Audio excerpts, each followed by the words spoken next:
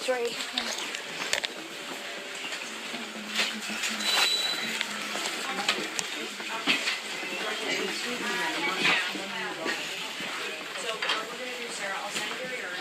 Okay.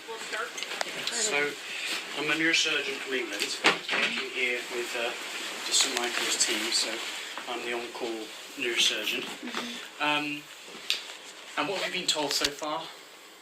We were told that he got up, I knew he was an emerge in South Lake, and he got up to go to the bathroom and fell on his head. And that initially he was responsive and he was fine, and he became non-responsive. Yeah. We took him for a CT scan and done the brain review. Yeah. And that's all we know. Yeah. So, it's bad news, I'm afraid. It's a very serious condition. And it's a big bleed on his brain. And it's causing a lot of pressure on his brain. And just assessing him now, I'm really concerned. He's actually had a bad injury to the brain and a lot of brain damage, because the pupils, the black part of the eyes aren't reacting, and also things like the reaction to your eyelids. If we touch his eyes, he's not blinking, and he's not breathing properly. So all these things are really quite vital tests that someone's had critical damage to critical parts of the brain. So it's called the brainstem.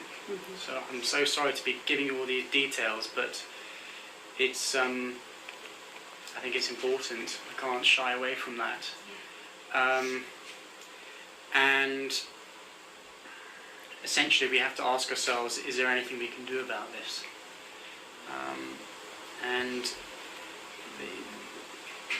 I think the simple fact of the matter is I'm very pessimistic that we can make any meaningful benefit to him by operating.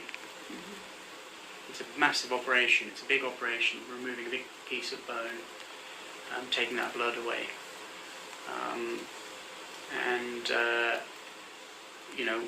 It has risks associated with it as well.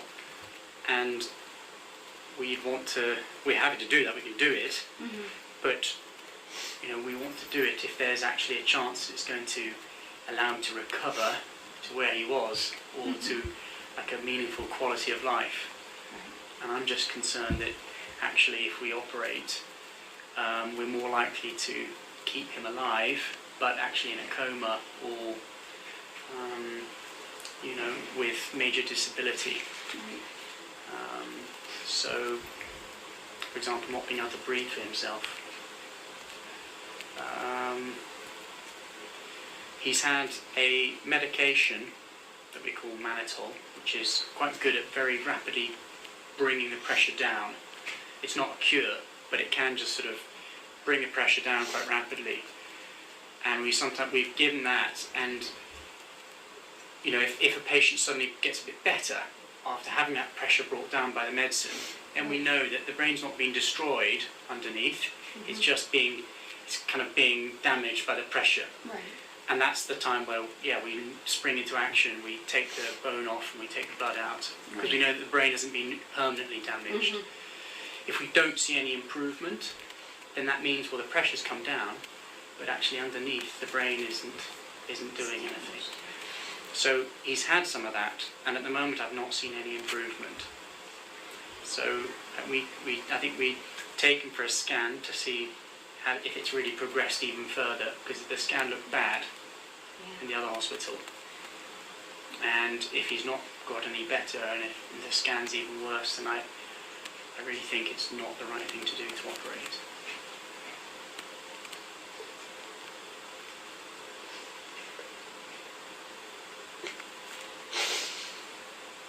I think what's going on with his bowel cancer, I gather he has cancer. They operated on him on November 7th. Yeah. And they started chemo in January. Yeah. And he's had 4 chemo treatments. Yeah.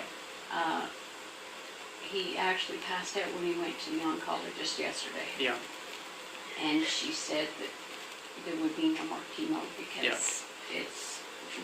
not getting, it's not affecting him adversely, but he's got this other problem going on where he's dizzy and falling down all the time. So she said she didn't recommend that they continue with chemo. Yeah. And she figured it was other underlying problems. He's had strokes before, he's had a heart attack, he's got diabetes.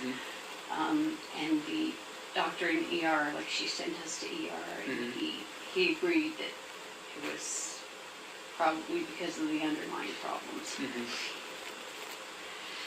And so his kind of, before this fall, his quality of life, because I think that's another thing to think about, you know, like if we were going to try hard to save him, even if we could get him, and I don't think we can, but even if we could get him to that point or close to that point, that's another thing to perhaps think about. Obviously you guys know him and know what his wishes may or may not have been in that situation. But the fact of the matter is I don't believe we could get him to his baseline. I think he, even the best case scenario, if we operated now, I think he would be a lot worse than his current state. And that's based on lots of things, his age, Dr. Thompson, please call 49010. Dr. Thompson, 49010. his age,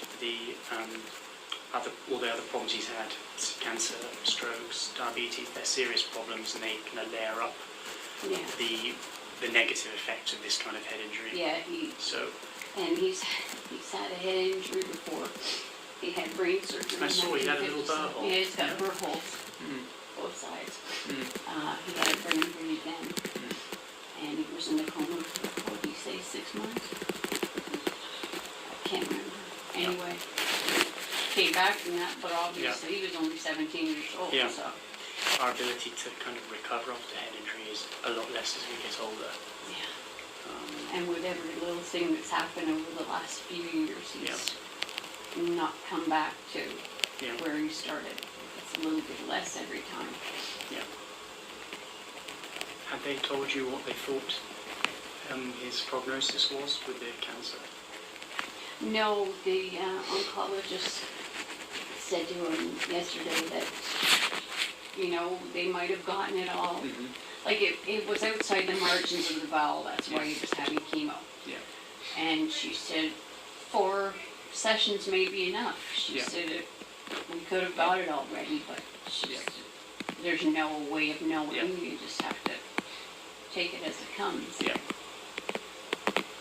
So, I mean, he hadn't had another scan to see if it had slowed or stopped or whatever.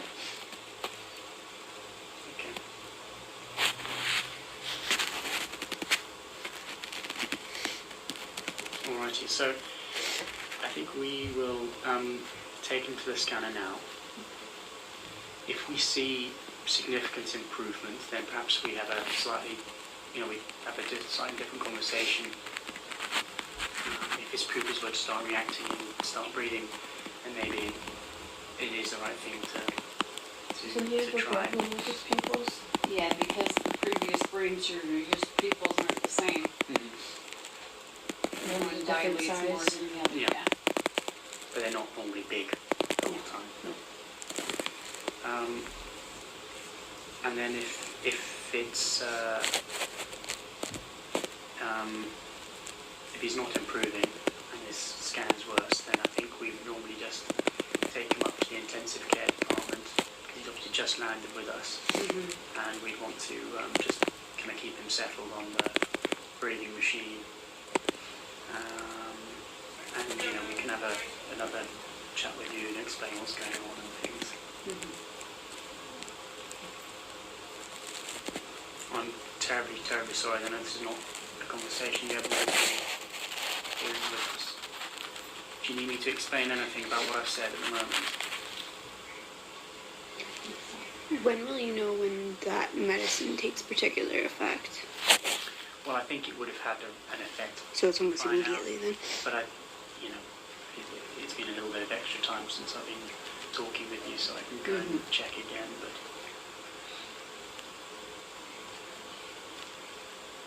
I know that it's your job, but are you sure? I just had to ask.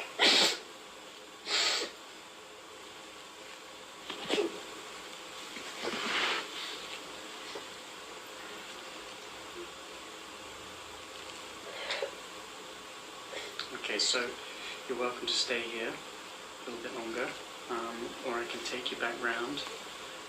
But I kind of need to go and check with you with Yeah. the scanner and things. All right. Sit here for a little Yep. bit, thank you. Okay, and there are people just round the corner who can direct you back out to the other area. Alright, thank you.